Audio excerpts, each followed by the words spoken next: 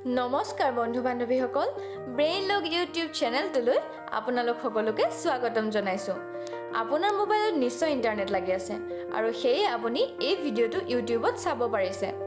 বৰ্তমান গোটেই বিশ্বৰ আধা জনসংখ্যা ইন্টাৰনেটৰ লগত জড়িত হৈ আছে ইন্টাৰনেট লাহে লাহে আমাৰ জীৱনৰ এটা এৰাব নোৱাৰা প্ৰক্ৰিয়া হৈ পৰিছে যেনেকৈ আমি খাদ্য নহলে জীয়াই থাকিব নোৱাৰো তেনেকৈ ইন্টাৰনেট নহলেও আমি জীৱন ধাৰণ কৰিব নোৱাৰা হৈছো অনলাইন বজাৰ কৰাৰ পৰা ধৰি চাকৰি আবেদন কৰা বা পৰীক্ষাৰ ৰিজাল্ট চোৱালৈকে সকলোতে ইন্টাৰনেটৰ প্ৰয়োজন হয় সেয়ে আমি আজি ইন্টাৰনেটৰ এনে কিছুমান কথা লৈ আহিছো যিবোৰ কথা আপোনালোকে ইন্টাৰনেট ব্যৱহাৰ কৰাৰ আগত জনাটো প্ৰয়োজন ভিডিওটো আৰম্ভ কৰাৰ আগত আপোনালোকলৈ কাটৰ অনুৰোধ থাকিল যে যিসকলে এতিয়াও আমাৰ চেনেলটো সাবস্ক্ৰাইব কৰা নাই তেওঁলোকে যেন চেনেলটো সাবস্ক্ৰাইব কৰি লয় আৰু ভিডিওটো ভাল লাগিলে লাইক এটা কৰি দিব তেনেহলে আহকচোন ভিডিওটো আৰম্ভ কৰো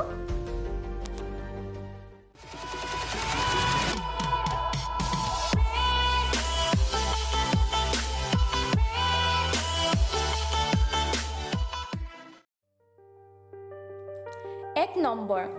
WhatsApp ফেসবুকৰ দৰে সোশ্যাল মিডিয়াসমূহত আমি ইমোজি দি আমাৰ ফিলিংছ বিলাক শেয়াৰ কৰো এই ইমোজি শব্দটো হৈছে জাপানৰ উৎপত্তি আমি সোশ্যাল মিডিয়াৰ সদায় ব্যৱহাৰ কৰি অহা এই ইমোজি শব্দটোৰ অৰ্থ বাৰু আপোনালোকে জানেনে জাপানত ই মানে ছবি আৰু মোজি মানে হৈছে চৰিত্ৰ সেই ইমোজিৰ অৰ্থ হৈছে ছবি চৰিত্ৰ 2 নম্বৰ আপুনি বাৰু কি কোম্পানীৰ কানেকশন ব্যৱহাৰ কৰে জিও নে এয়াৰটেল ইন্টাৰনেটৰ স্পীড কিমান বাৰু আমাৰ ইয়াত স্পীড তেনে কম সকলো এটা ভাল ইন্টাৰনেট স্পীড পাব বিচাৰে নহয়নে বাৰু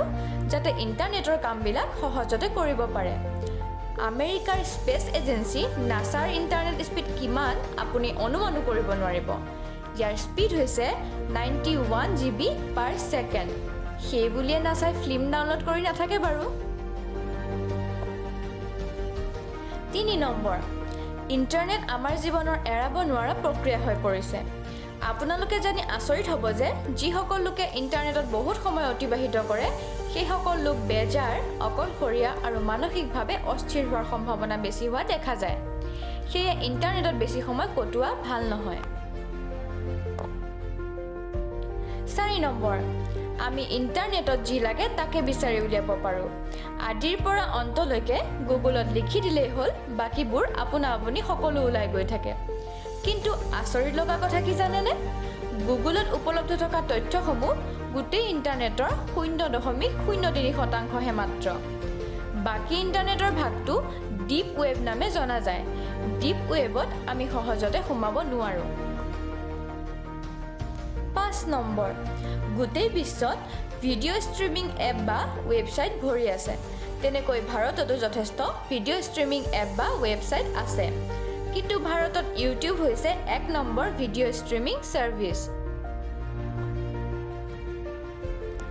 6 নম্বৰ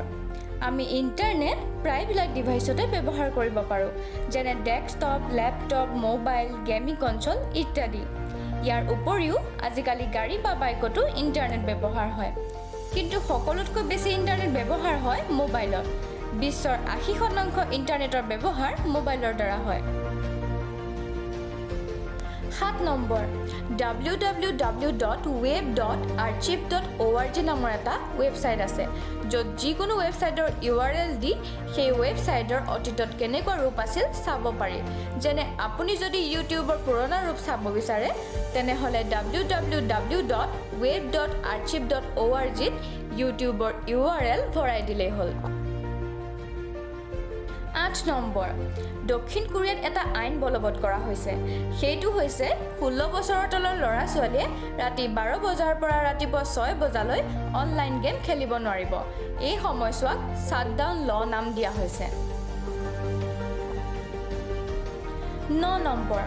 ভাৰতত সাধাৰণ জনতাৰ কাৰণে ইন্টাৰনেটৰ আৰম্ভণি 14 আগষ্ট 1995 চনত কৰা হৈছিল আৰু এই প্ৰথম ইন্টাৰনেটৰ আৰম্ভণি কৰিছিল VSNL অৰ্থাৎ বিদেশ সঞ্চাৰ নিগম লিমিটেডে 10 নম্বৰ আপোনালোকে যদি ইন্টাৰনেট ব্যৱহাৰ কৰে তেনেহলে হ্যাকিংৰ কথা নিশ্চয় শুনিছে ইণ্টাৰনেটত কিছু দুষ্ট চক্ৰান্তই ৱেবছাইটসমূহ হেক কৰি ইয়াৰ তথ্যসমূহ চুৰ কৰে। কিন্তু সকলো হেকাৰে বেয়া নহয়, কিছুমানে ভাল কামৰ কাৰণেও হেকিং কৰে। আপোনালোকে জানেনে, প্ৰতিদিনে প্ৰায় 30,000 ৱেবছাইট হেক হয়। গতিকে আপোনাৰ যদি ৱেবছাইট আছে তেনেহ'লে সাৱধান হওক, কাৰণ আপোনাৰ নম্বৰো কেতিয়া পৰে ঠিক নাই। বন্ধু-বান্ধৱীসকল, ইণ্টাৰনেট হৈছে সাগৰৰ দৰে, যিমান গভীৰলৈ যাব সিমানেই ৰহস্য ওলাই গৈ থাকিব। গতিকে ইণ্টাৰনেটৰ কথা কৈ শেষ কৰিব নোৱাৰি। প্ৰতিদিনে ইণ্টাৰনেটৰ লগত জড়িত মানুহৰ সংখ্যা দিনক দিনে বাঢ়ি গৈছে। সেইদৰে ইণ্টাৰনেটৰ সেৱাও বাঢ়ি গৈ আছে। সেয়ে আমিও আপোনালোকলৈ নতুন নতুন তথ্য আনি থাকিম।